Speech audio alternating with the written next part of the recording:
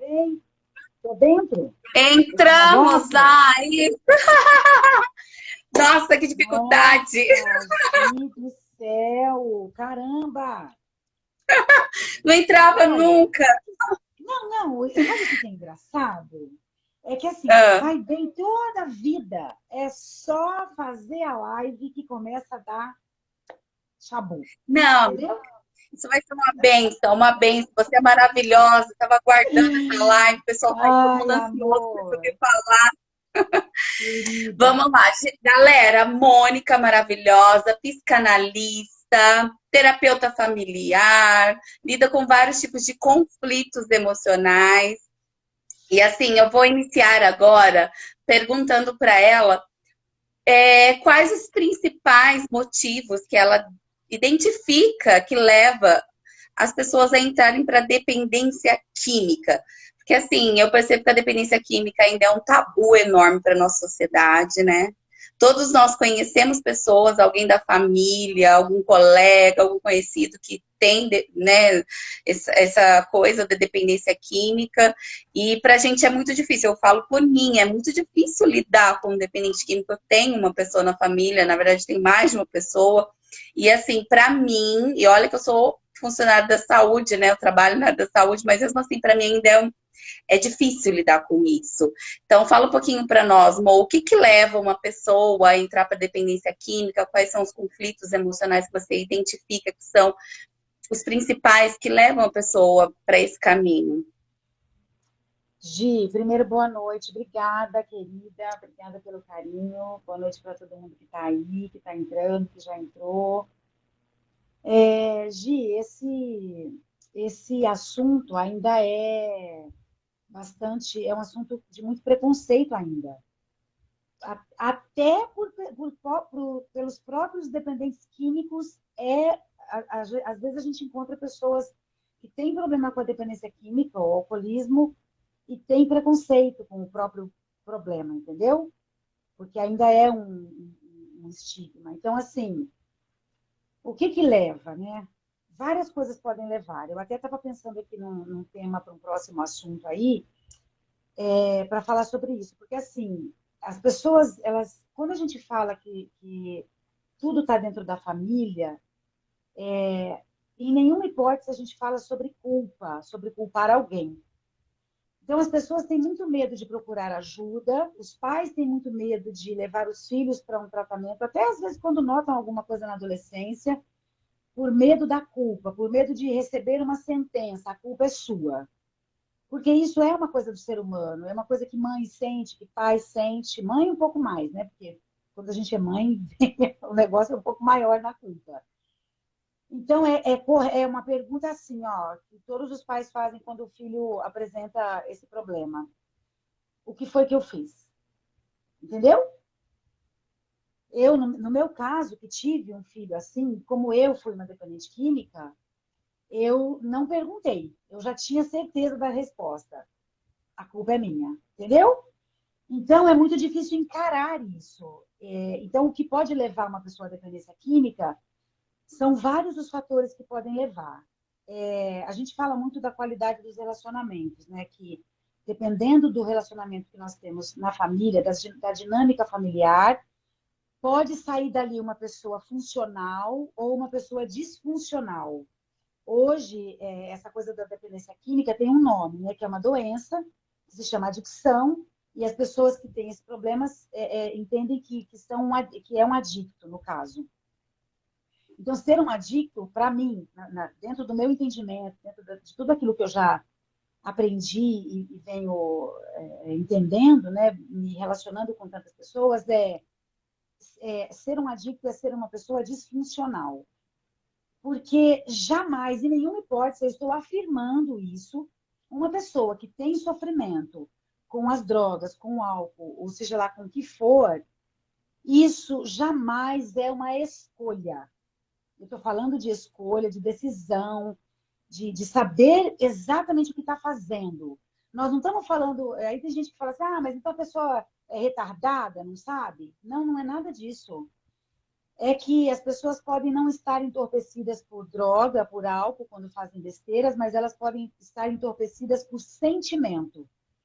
Então, durante a infância até a adolescência, muitas pessoas vão ficando entorpecidas pelo sentimento de vergonha, pelo sentimento de inadequação, de não pertencer, a dificuldade de pertencer, o sentimento de medo, o sentimento de insegurança, o sentimento de não caber mesmo. São vários os sentimentos que podem fazer uma pessoa ficar entorpecida. Quando chega o problema da droga, e eu estou falando aqui de pessoas com problema nessa área, que você está perguntando o que, que leva. Quando ela chega nesse ponto de usar, ali não é o começo, ali é o fim. Entendeu? Ali houve todo um preparo psicológico, mental, espiritual, de todas as formas, para que essa pessoa passe, então, a fazer aquilo. Tipo assim, ó, só podia dar nisso? Falando de um português Sim. mais esdrúxulo, é mais ou menos isso. É Não como tinha se como fosse fugir o a outro último jeito. recurso, né, que a pessoa buscou para lidar com o conflito emocional dela.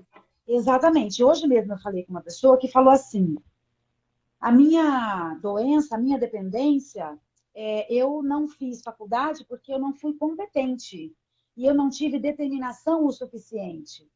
E uma pessoa, para ter determinação, precisa de outras coisas antes. Ela precisa ser motivada, ela precisa ser trabalhada para ter determinação.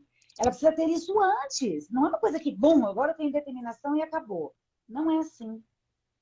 Então, assim, as famílias, por exemplo, as dinâmicas familiares onde existe muito excesso, é um lugar que pode transformar uma pessoa sem bom senso, sem senso crítico, e isso se progredir pode levar a pessoa, não estou falando que leva, eu estou dizendo que pode levar um ambiente familiar que tenha uso de droga ou de álcool, né? As pessoas às vezes falam, mas a gente bebe pouco e tal. Não vou entrar nesse mérito, não estou aqui para isso, né? Eu estou dizendo assim, sobre pessoas que têm problemas e nas dinâmicas Fatores familiares que que pode... podem ter isso. Esses são fatores que podem colaborar.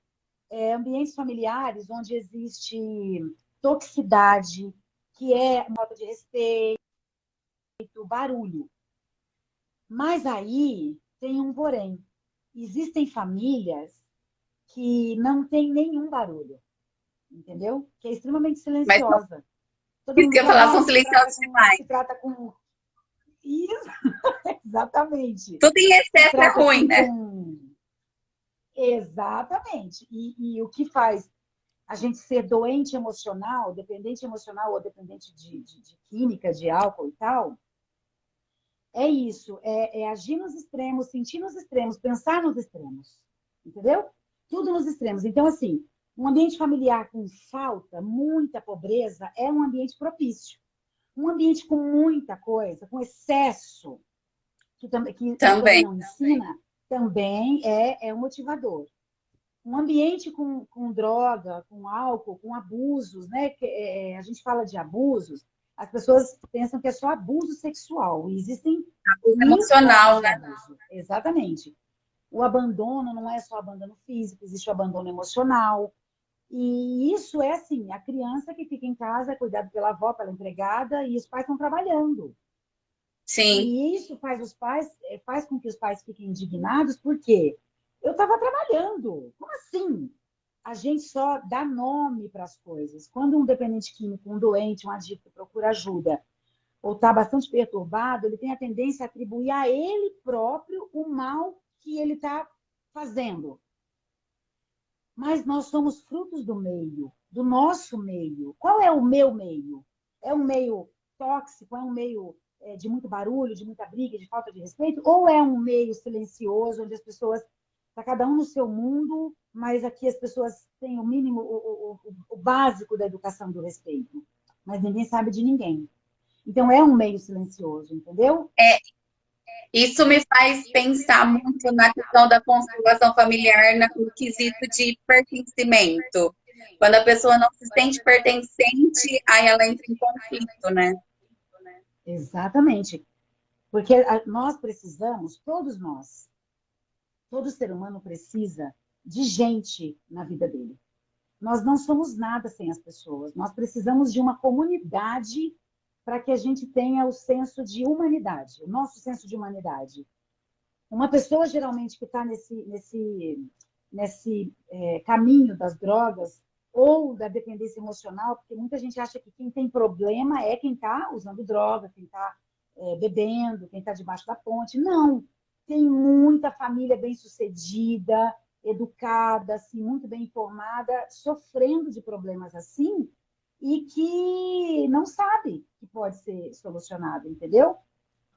Então, assim, essa coisa das dependências, existe muito preconceito, mas qualquer coisa que é demais dentro de um ambiente familiar, na escola, em casa, na religião de escolha, tudo isso pode contribuir para uma pessoa estar envolvida em alguma coisa dentro do teu meio.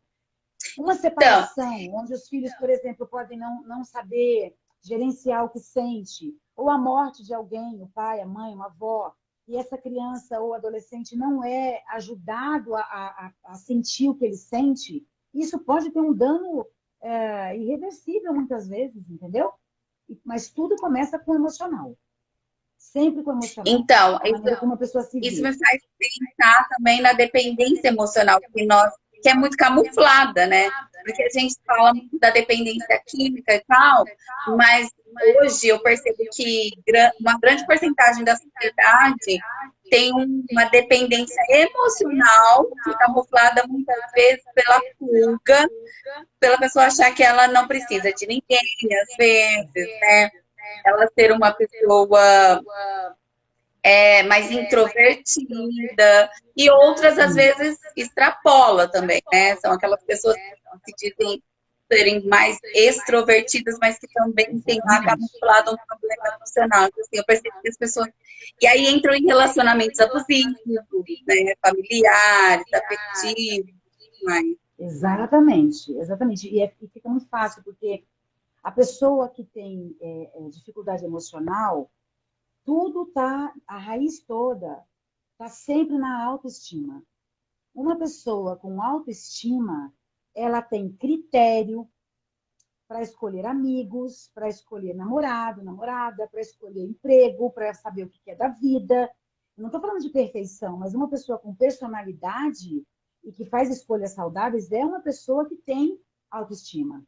Uma pessoa que tem baixa autoestima, ela aprende a ter baixa autoestima. Porque para eu ter autoestima, eu preciso ser ensinada a gostar de mim. Ensinada pelo meu meio, por tudo aquilo que eu vejo e ouço e faço no meu meio. Então, como é que eu me vejo? Como é que eu aprendo a me ver? Dependendo de como me veem na minha primeira infância e logo depois. Então, não é um ponto assim exato, ó, é aqui que começa na primeira infância, na adolescência. Depende dos fatores circunstanciais, como está sendo lidado. E aí, como é que eu me vejo? Se eu não tenho nenhuma importância, se eu me sinto nada, eu não vou ter critério, eu vou agir nos impulsos, eu vou ser extremista, eu não tenho conexão comigo, porque eu não sei nada de mim, eu não me refiro a mim de maneira positiva.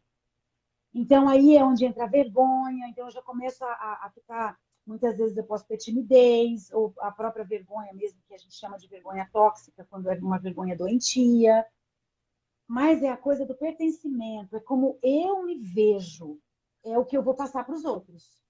Ou então é aquela pessoa ríspida, né? Que está sempre na defensiva. Eu percebo que também esse tipo de pessoa tem baixa autoestima. Com Ela está sempre na certeza. defensiva, sabe? Agredindo verbalmente, se protegendo, fugindo dos relacionamentos, né? Sim, Da exposição. exatamente.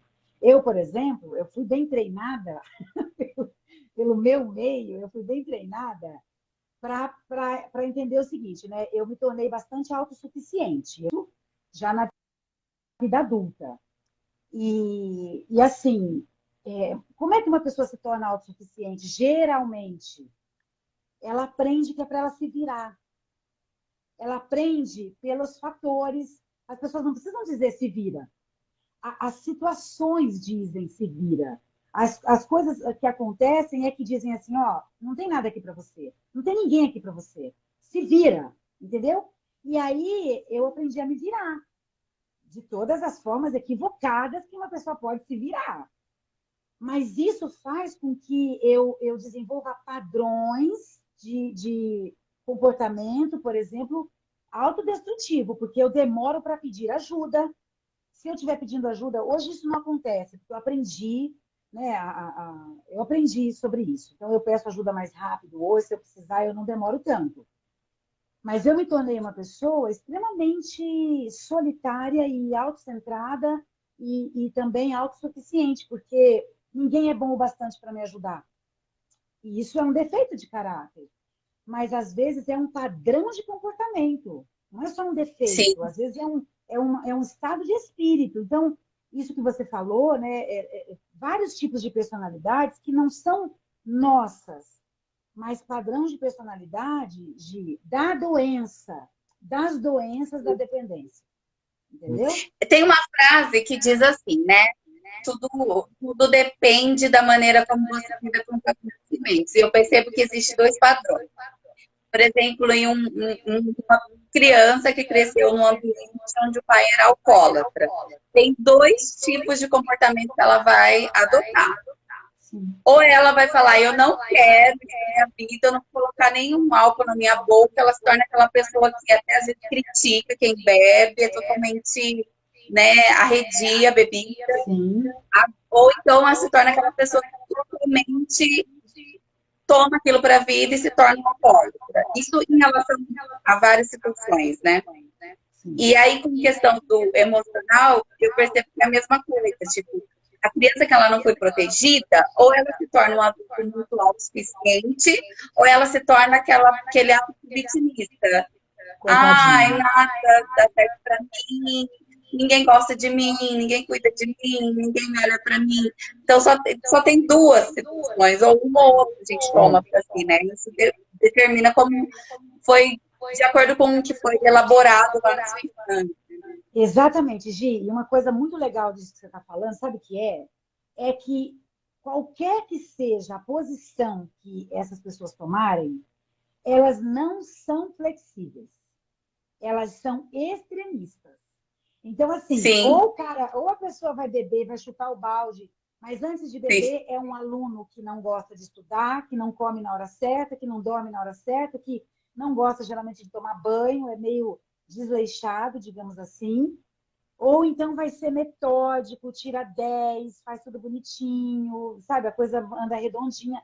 E aí você olha para ele e fala, Autocobrança. nossa, ele é perfeito. Só que não é, entendeu? Porque pode se tornar uma pessoa extremamente rígida, sabe? Que leva tudo ao pé da letra, tensa, castrada, que não se dá oportunidade, muitas vezes tem dificuldade de tomar decisões. Ou então pega uma única meta na vida, que é ou ganhar dinheiro, ou trabalhar, ou sei lá. Fica E inflexível, né? exatamente. E tudo que é inflexível, né, Gi, não é saudável. Então Você é nessa sabe, tecla que a gente bate. você sabe que eu fui muito, assim, porque eu tive uma educação parecida com a sua, tipo assim, me jogaram, vai lá e pronto, acabou.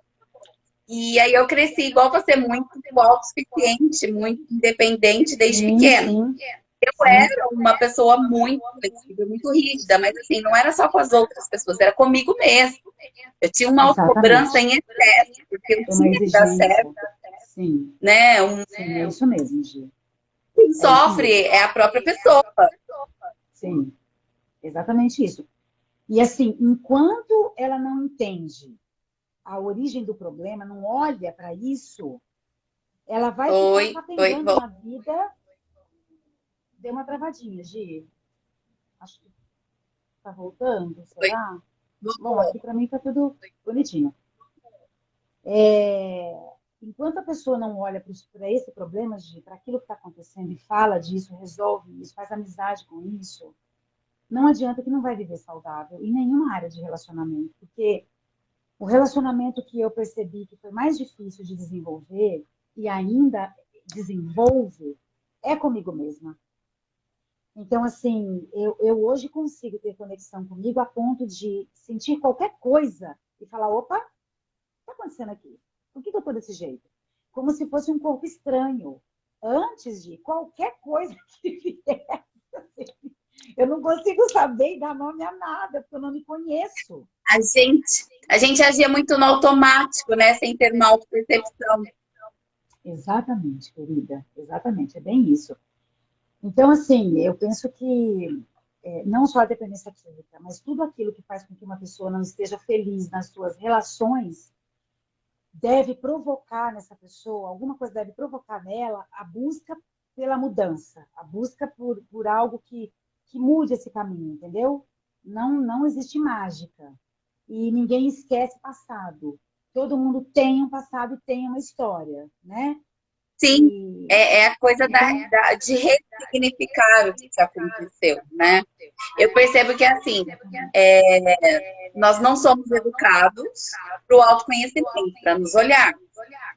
Então, sim, hoje já se fala muito sobre isso e é uma coisa que eu busco muito passar para as pessoas, porque eu vejo o quanto é sim, importante para mim.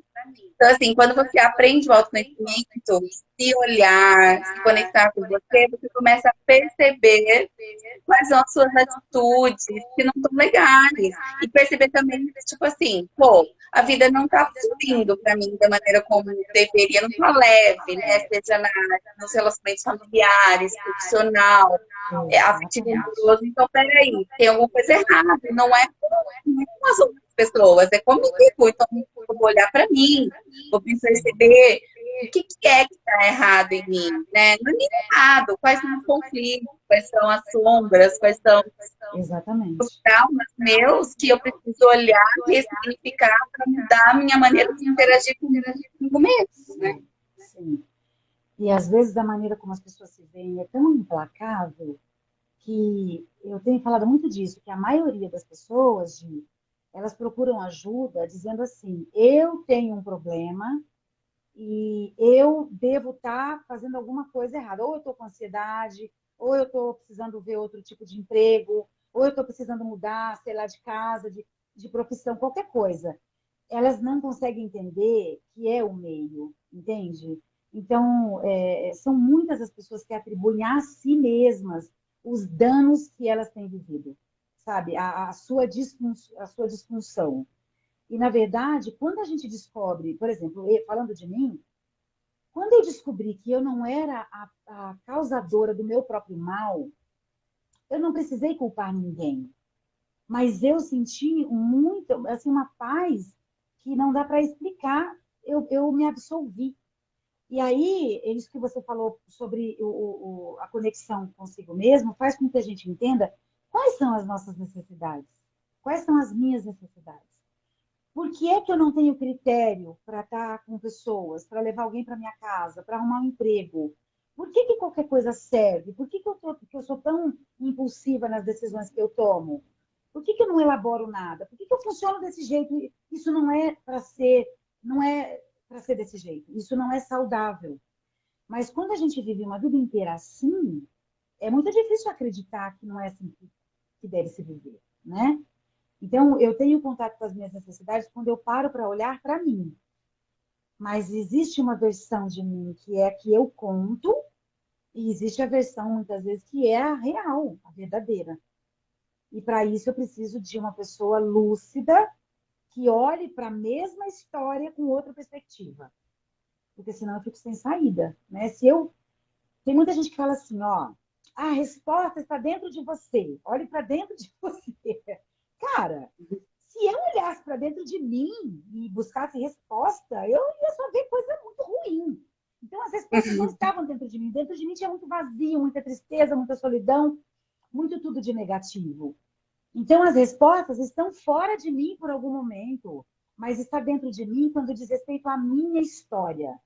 Não está fora quando eu busco uma maneira de viver para ver se eu vivo melhor. Não, eu preciso me voltar para dentro e ver o que é que isso de dentro quer dizer, o que isso quer contar e resolver. Só que para muitas pessoas isso é tão idiota, sabe? Isso é tão valela, mas dentro do universo que eu tenho vivido, a demanda ela é gigantesca, porque tem muita gente. O meu público, as pessoas com quem eu me encontro, geralmente estão em fase terminal, emocionalmente falando, sabe? Elas já estão pensando em suicídio, elas já estão, assim, perdendo a esperança, elas já estão perdendo o vigor, a vontade de fazer as coisas e tal. Então, quando elas descobrem a verdade do porquê estão vivendo assim, que não é culpa delas, porque nunca é só delas, né? Elas saram, sabe? Essa doença, por exemplo, da adicção, não tem cura, porque, mas ela pode ser detida. Existe tratamento. Existem vários tipos de tratamento. Várias irmandades anônimas que cuidam de pessoas que têm vários tipos de vícios, vários tipos de deficiências emocionais e compulsivas e que estão conseguindo com sucesso. Eu percebo que, assim, é, é preciso levar luz às nossas sombras, né? Para que você olhe para essas sombras, compreenda o que causou, né, esse trauma dessas sombras Sim, suas, para você ressignificar aquilo, dar amor para aquilo, percebe? Tipo assim, porque, na verdade, a maioria dos traumas vem lá, né, da nossa infância, da nossa família, dos nossos relacionamentos dos antepassados. E daí, como nós elaboramos muito, né, porque cada um interpreta de uma maneira, exatamente. e daí, quando você coloca amor nisso, compreende que o que te causaram foi por pessoas que também já estavam machucadas, né? Que seu pai, sua mãe, eles deram para você o que eles puderam dar, o que eles conseguiram dar. Exatamente. E aí, quando você compreende isso, você olha para isso com amor, você começa a olhar para você com amor também, porque você é fruto disso, né? Não tem como você negar. Quando você nega o seu passado, nega a sua história, você negando a si mesmo. Exatamente, E, querida. e aí, quando a pessoa aprende a olhar para isso dessa maneira amorosa, eu percebo que aí é tão incrível isso, a transformação. É tão. Para a gente falar, é simples falando, quando a gente já passou por isso, né? Mas é um Sim, processo doloroso, porém é algo que bastante. é transformador. E é assim, uma vez que a gente consegue olhar para isso e ter essa transformação, a gente não é mais, não podemos mais ser os mesmos. Tudo muda. A visão de tudo muda. Completamente, a perspectiva muda. É como se acendesse uma lâmpada dentro da cabeça que fizesse com que a gente enxergasse tudo, né? Que faz com que a gente enxergue tudo de forma mais clara, né? Mais tranquila, menos pesada. Então, ai, Gi, eu vou falar para você, eu tô dentro disso assim, e eu sou tão apaixonada por isso, sabe? Não, eu não sou apaixonada pelo problema, mas eu sou apaixonada por pessoas, porque eu aprendi a olhar para mim. Você estava falando, quando a gente entende, a gente olha de uma outra forma e não culpa ninguém, a gente também sente compaixão, porque no extremismo eu sou julgadora, né? Sim, Então, quando eu estou doente, emocionalmente doente, ou eu sou coitada, ou eu sou vilã, né? isso. Ou eu tento convencer as pessoas, vocês não estão vendo que eu sou incapaz de mudar minha realidade? Vocês não estão vendo que eu não consigo? Eu já provei por A mais B que eu não consigo, que eu sou realmente essa pessoa inútil. Isso é o vitimismo, a autopiedade, né? E o extremo oposto é a autossuficiência de não querer contar com ninguém e viver dessa forma, sendo extremamente severa e crítica de mim mesma. Então, nada disso é saudável, porque eu pulo de um para o outro. E eu vivo no desequilíbrio emocional, mental e no desequilíbrio dos relacionamentos. Porque, assim, se uma pessoa quiser saber se ela está bem, se ela está saudável, ela precisa avaliar a qualidade dos seus relacionamentos. Como é que você tem se relacionado nas áreas da sua vida, profissional, familiar, pessoal, sexo afetivo e social? Como tá as áreas da vida? Eu me modifico de acordo com as situações? Na rua eu sou uma coisa, na minha casa eu sou outra coisa, com meu marido eu sou outra coisa. Quem sou eu? Né? O que eu sou? Então, isso tudo é conexão comigo mesmo que faz com que eu leve isso para onde eu for me relacionar. Então, quem que eu estou levando? Eu estou levando a fodona, a que pode tudo? Ou eu estou levando a coitadinha, que precisa ser cuidada por alguém, porque eu não sou capaz de cuidar de mim? Alguém precisa fazer isso urgentemente, entendeu? Quem que eu levo por aí? Eu posso estar levando a salvadora também, né? Que quero cuidar de todo mundo e me esqueço, Sim. porque também tem isso, né? Isso também é Tem. dependência. Ixi, já fiz muito Então, isso. exatamente. Então, assim, eu penso que quando a gente olha para dentro, a gente acorda. Diferente de ficar olhando para fora. Eu me resolvi com algumas pessoas da minha história e eu fiquei muito. Vivi muito melhor depois de fazer algumas devoluções, sabe? Então, isso também funciona bastante. Mas é assunto para um outro momento. Eu estou vendo aqui que tem algumas pessoas dando oizinhos, Gi. Eu só queria falar um oizinho para algumas pessoas que eu estou conseguindo Pode ver falar. aqui. Que é a Lene, querida, o Everton, que entrou. Tem gente que eu não conheço, que eu não sei quem é, Tem mas oi, oi para vocês pessoal. também. Gratidão por estarem presentes. Falaram que tá dando eco minha voz, eu coloquei o fone para ver se melhora. Legal, legal, muito bom. Então é isso, sabe? Eu fico vendo assim o quanto as pessoas estão enganadas a respeito delas. A respeito delas. Cada pessoa vive de acordo com o que acredita. Se eu estou vivendo Sim, mal, eu preciso rever o que eu acredito.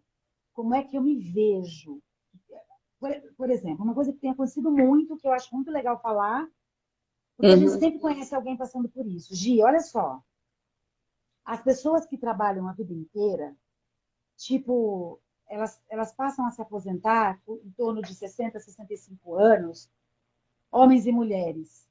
E nessa faixa de idade, elas geralmente apresentam sinais de depressão, de ansiedade, às vezes de pânico, de inabilidade de lidar com a vida, porque passou uma vida inteira na mesma condição, trabalhando, e muitas vezes trabalhando de forma viciada. E quando elas param, é um impacto muito grande dentro, emocionalmente, mentalmente e espiritualmente, o que não tem nada a ver com religiosidade. Mas eu tenho lidado muito com pessoas que estão nessa fase e que não conseguem entender por que está assim, sabe? Muita gente querendo, muita gente que... E, na verdade, é isso. Parou de repente, aí não entende o que é, começa a aparecer sintoma no corpo, né? Ou alguma coisa na mente mesmo, e acaba tendo crise, surtando, sei lá, acontecendo qualquer coisa. E a pessoa não sabe. E isso pode causar um grande dano. E as pessoas precisam Ó, saber, isso né? daí, isso daí é um sintoma também do Covid. Muita gente sentiu isso com Covid. Porque foi obrigada a ficar dentro de Exatamente. casa, foi obrigada a parar tudo e ter que lidar com você. Você nunca ficou com você. E os casais que se separaram porque ficaram juntos, porque não tinham, né? Não tinha Sim! convivência. Cara, isso mudou muita coisa. Nossa, como mudou. Então, assim, olha só, eu estava falando esses dias com um colega de trabalho. O Covid, ele nos chamou a atenção para o quanto nós não sabemos lidar com nós mesmos e com o nosso emocional. Porque quando a vida fez você parar e olhar para você e olhar para o seu entorno, você surtou, É isso. É isso. né? Porque teve que parar, obrigou a parar, né? E por isso que eu falo que tem vários tipos de vício. Tem gente que trabalha, trabalha, trabalha, chega em casa e continua procurando uma coisa para fazer e só para quando está muito acabado e dorme. Não consegue assistir um filme, ler um livro na própria companhia, fazer uma coisa sozinho, não consegue. Por quê? Porque é impossível ficar consigo mesmo. Porque a hora que eu paro, inevitavelmente, eu me encontro comigo. E comigo no todo. Então, não tem uma coisa que eu lembro, não é consciente. Não vem assim, aquela lembrança quando eu tinha 3 anos de idade, não é isso. Mas ela vem em forma de emoção negativa, de angústia. E que pode se transformar em ansiedade, que pode se transformar em dano, em transtorno, em um monte de coisa se eu não olhar. Então, isso não é uma bobagem, Porque sabe? quando você está com você mesmo, manifesta os sentimentos que prevalecem em você, né? Exato, exato. Então, assim, se É você isso. está conflituoso, se você já tá, você já é ansioso, você já é uma pessoa que não se ama, de baixa autoestima, aí aquilo se torna em excesso, porque na verdade você parou de fazer tudo que você estava fazendo. Então, quer dizer, você vai ter que lidar com o que já está aqui. E se o que está aqui não é saudável, não é prazeroso, você surta. É isso. É isso. Por isso que hoje, assim, depois de muito trabalho, de muito treinamento, hoje, quando eu passo por alguma situação ruim, negativa, e que eu posso não perceber, isso vai me trazer um sintoma. E o sentimento é só um sintoma do que aconteceu. O vício é só um sintoma de uma causa, de um motivo, entendeu? A baixa autoestima é outro sintoma. A maneira como eu me relaciono são sintomas, características de alguém que não está legal. Então, não adianta tratar sintoma. É como colocar a pomadinha no câncer, entendeu? E o processo, às vezes, é cirúrgico, as pessoas não sabem, não querem saber, enfim. Mas isso hoje, quando eu me vejo assim, passando por alguma situação que eu não percebo, logo eu sinto como um corpo estranho. Peraí, por que eu tô assim? Por que eu não estou aqui comigo agora? Sabe, muitas vezes eu precisei voltar e falar, mas por que eu estou angustiada? Por que eu estou assim? Eu estou tendo um filme para assistir agora, tá tudo bem aqui, estou com a minha família, com os meus filhos, tá tudo ótimo. Por que eu não estou presente? E aí eu preciso voltar. O que aconteceu? Eu vou voltando no meu dia. Ah, tá. Às vezes eu ouço alguma coisa que eu não gostei de ouvir, que eu não devolvi, Sim. que eu não fui assertiva. E eu engoli aquilo. Aquilo me fez mal. Como eu estou acostumada a me fazer bem, eu não consigo perceber que aquilo foi um pouco estranho. Eu só vou perceber muito depois. Mas pelo menos eu percebo, né? Isso já tá já é O ótimo. lance da autoobservação, né? Eu também tenho muito Exatamente. isso. Hoje em dia acontece alguma coisa que eu não estou me sentindo mal, eu fico me perguntando o que tem aqui para mim, que é uma frase de Axis, né, da terapia que eu aplico. O que tem aqui para mim, né? Tipo, o que está acontecendo? E aí você traz essa autopercepção e você reelabora, você se pergunta, tem motivo para eu estar assim? Exatamente. Né? Tem motivo para eu estar angustiado, triste? Não tem. Então, peraí, não é meu isso, é de outra pessoa, é alguma coisa que eu tomei, entendeu? E para aquelas pessoas que são extremamente agitadas, que estão aí nos ouvindo, faz um teste. Por exemplo, você está na mesa de jantar e você está no mundo da lua, tá o tempo todo fora. Faz um teste de olhar o que você está comendo, as cores daquilo que você está saboreando. Quem está à sua volta? Quais são as cores? O que você está? Onde você está? Se você estiver tomando banho, sabe? Olha para o que você está fazendo. Observa, porque Gi, a gente está no automático o tempo todo, ausente da gente, sabe? Isso é uma coisa que eu tenho tentado prestar muita atenção hoje, porque assim, eu perdi muitas pessoas, né? Acho que muita gente perdeu, até por conta dessa coisa da pandemia. E isso me faz valorizar muito hoje o momento presente. Isso aqui que eu estou fazendo com você. Eu estou aqui com você, eu estou 100% com você aqui. Eu não sei o que está acontecendo na minha casa, eu não sei o que está acontecendo fora daqui. Eu estou aqui. Quando eu sair daqui, eu preciso ver o que eu vou fazer e estar presente onde eu estiver. Sim. Esse é o exercício mais difícil da vida.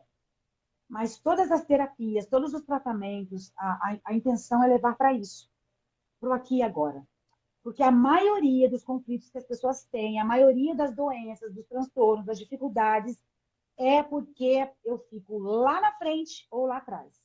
E isso gera uma coisa que muitos conhecem, que é assim, gera ressentimento, raiva e medo.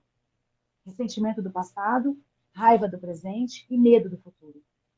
E esse triângulo, ele não acontece só com pessoas que são doentes, adictos e dependentes químicos, entendeu? Pode acontecer com qualquer pessoa que pode estar entorpecida por sentimento, entorpecida por excesso de trabalho, entorpecida por excesso de descanso também, né? Que também tem isso. Tudo que for excesso. Então, esse exercício de o que eu estou fazendo? Onde eu estou? Já aconteceu com você de você falar assim, que eu estou fazendo aqui?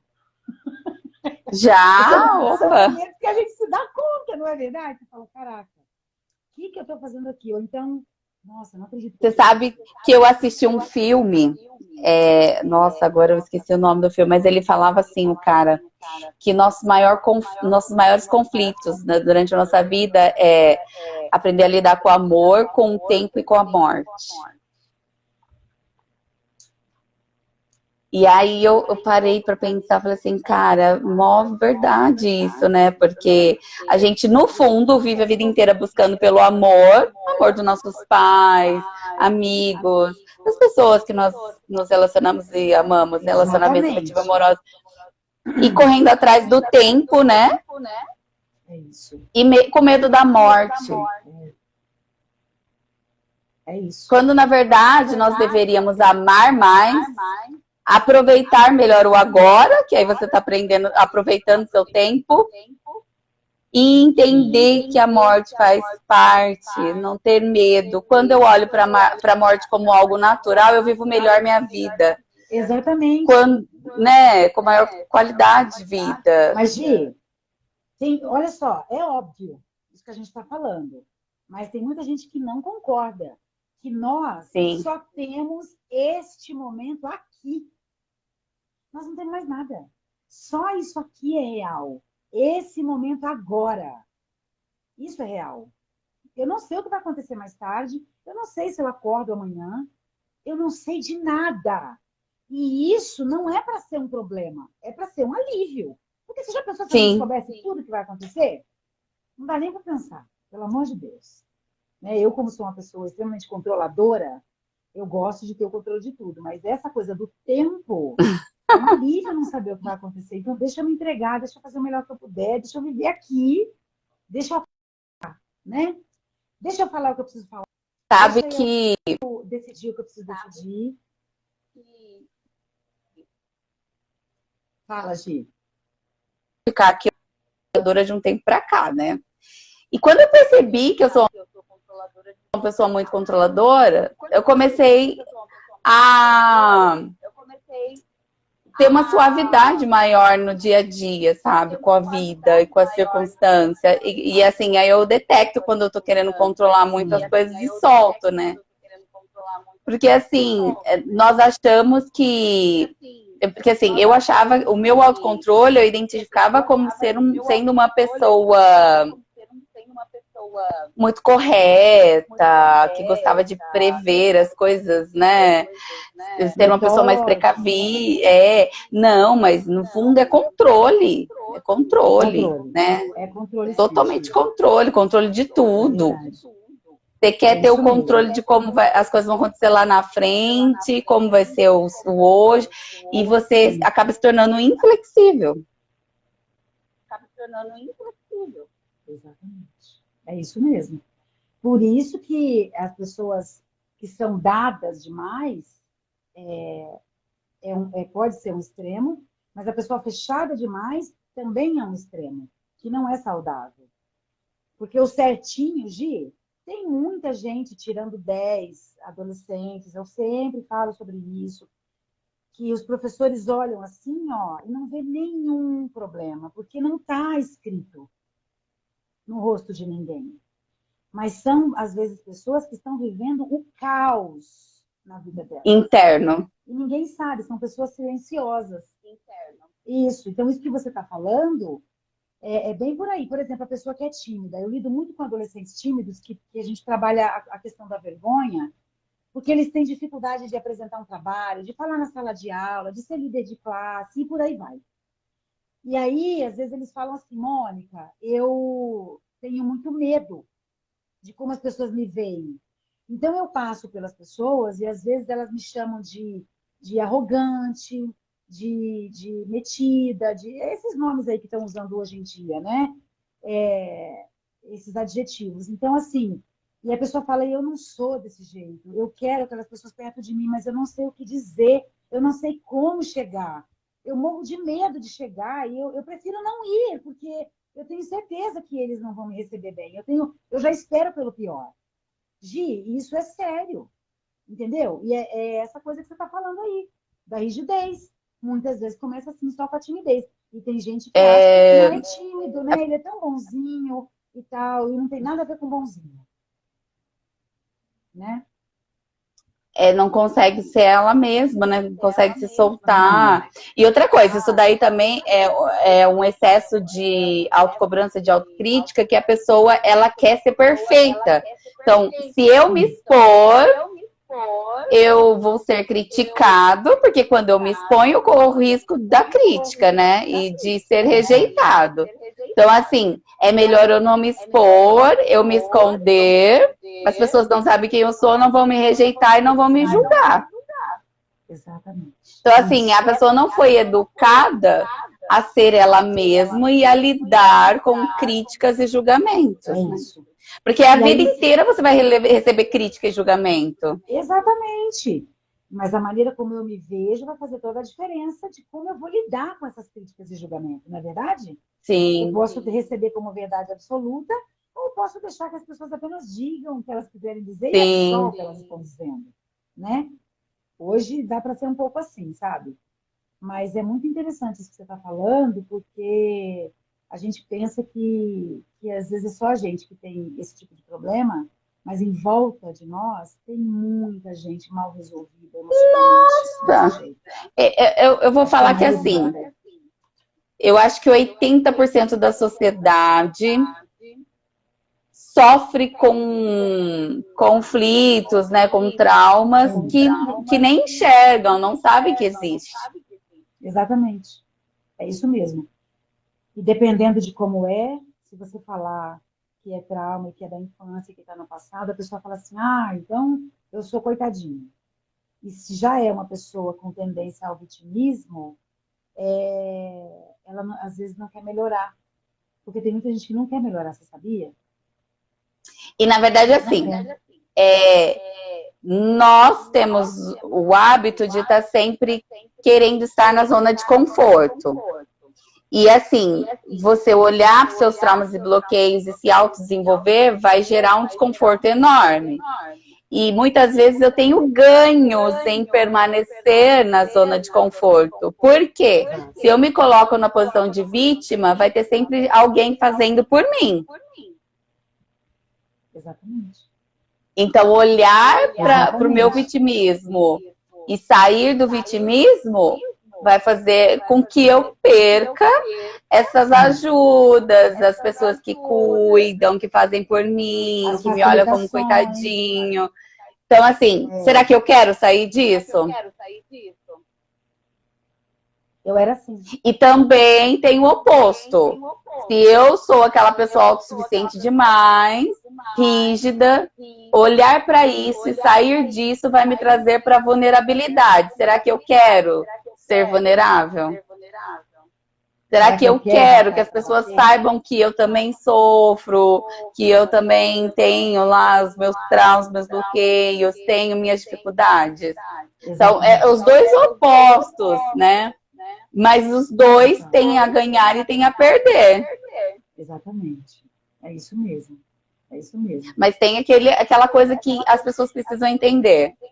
Se você é vitimista ou você é o autossuficiente, nas duas posições, como você mesma já disse, é ruim e traz sofrimento. Muito ruim. E não traz desenvolvimento pessoal. Não. Porque a gente só se desenvolve na vulnerabilidade e dentro dos relacionamentos, dando a cara para bater. Não existe desenvolvimento se não for assim. Ou eu estou na defensiva, ou eu estou atacando, né? Então, não adianta. Eu era a vítima. Eu era a vítima que não acreditava em mim de jeito nenhum e precisava procurar pessoas para cuidar de mim, porque eu não seria capaz. Mas isso mudou. E quando eu percebi que eu poderia cuidar de mim, eu fui para o outro extremo.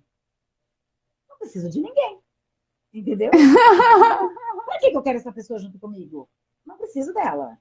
E aí eu precisei me trabalhar para ir para o meio termo, para ter um senso crítico flexível, né? Então, assim, é por isso que eu gosto do que eu faço.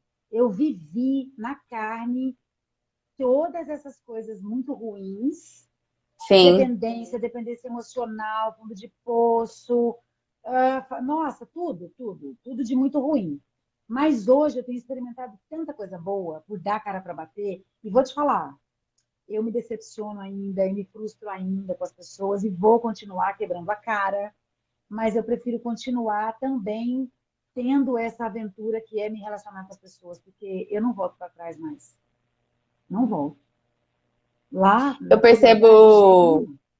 eu percebo que assim, quando você passa a olhar para você trabalhar seus traumas, se conhecer, você começa a cada vez ficar mais em paz com quem você é, né?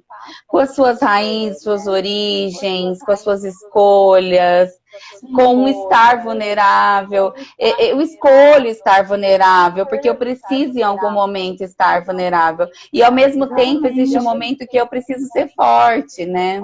É bem o equilíbrio mesmo. Sim, sim. Com as minhas limitações, respeitando o meu ritmo, as minhas características, as minhas qualidades, me conhecendo, respeitando isso. Quando eu aprendo a me respeitar, eu tenho cuidado de onde eu vou me colocar. Eu me coloco em qualquer lugar, com qualquer pessoa, em qualquer relacionamento, qualquer emprego, qualquer lugar. Aliás, isso é um assunto que a gente pode falar depois, critério, sobre Com, critério, com em outro certeza. momento, né? Porque são muitos os assuntos que não vão acabar. A gente não vai esgotar, né, Gi? Não, não mesmo. E ó, já tá dando nosso tempo já vai dar 9 horas. Mo, eu quero agradecer Demorou. imensamente a sua participação, porque você tem muita coisa para nos oferecer, tem muito conhecimento, muita Obrigada. bagagem, é uma profissional maravilhosa, espetacular. Eu te convidei para fazer a live para o pessoal te conhecer, conhecer seu trabalho, Obrigada, querida. porque é um trabalho lindo que você faz de recuperação emocional das pessoas, recuperação das famílias, recuperação dos dependentes químicos, que é algo que a nossa sociedade precisa muito, né? É uma área que eu percebo que a sociedade em si, né, o governo não olha muito. E a gente tem muito medo ainda, muita insegurança com relação a isso, muitos tabus. Então, Com assim, é certeza. muito importante trazer esses temas para as pessoas compreenderem que, na verdade, todos os desajustes, todos os desequilíbrios, seja lá com dependência química, seja conflitos emocionais familiares, afetivo-amorosos, no fundo está tudo ligado à nossa falta de autoconhecimento. É A verdade. gente precisa olhar para si mesmo, precisamos educar as pessoas a olharem para si mesmos, para se curarem e para terem relacionamentos mais saudáveis, para não entrarem nos vícios, para saírem dos vícios, porque está tudo relacionado a isso, né? A nosso Verdade. autoconhecimento. Com certeza. É isso mesmo. Eu também te agradeço muito, muito, muito por isso. É muito importante para mim. Eu estava longe das lives e eu estou querendo voltar. E, assim, independente de como vai ser, tem muito assunto aí que eu quero desenvolver com as pessoas, desenrolar. Então, eu acho que vai ter outra oportunidade, outras, né? Que a gente pode estar Com junto para certeza. fazer isso. E obrigada de verdade, viu? Entre nós rolou uma empatia rápida, né? Nem Incrivelmente fala. rápida, espantosa e muito legal. Então, assim, eu também quero ter você por perto, tá? De verdade, obrigada. Já tenho falado de você para muitas pessoas aqui, por onde, né? Aqui no consultório, na clínica, tenho falado já do seu trabalho. Então, assim, eu acredito muito nisso e é isso. Tudo que for para ajudar e melhorar, eu quero estar nesse meio, sabe? Para Sim, fazer a mudança dentro do meu ambiente, do meu meio, dentro do meu mundo. sim. É porque eu não posso fazer pelo mundo todo, mas aqui pertinho de mim eu posso. Então eu quero fazer, sabe? Quero Começa por continuar. nós, né? Que comece por nós, exatamente. É isso. Obrigada, viu, Grande beijo. amor? Um beijo. Gratidão Obrigada a todo mundo imensa, que tá imensa. aí, que entrou, que ficou, Beijo, que não pessoal. conseguiu A Fran, ficar. Cecília, todo Super mundo. beijo para todo Gratidão, mundo. Ayrton. Para as pessoas que eu Beijo, também não gente. vi, tamo junto, tá, Gi? Beijo, beijo, meu Tchau. amor. Tchau, Beijo. querida. Tchau.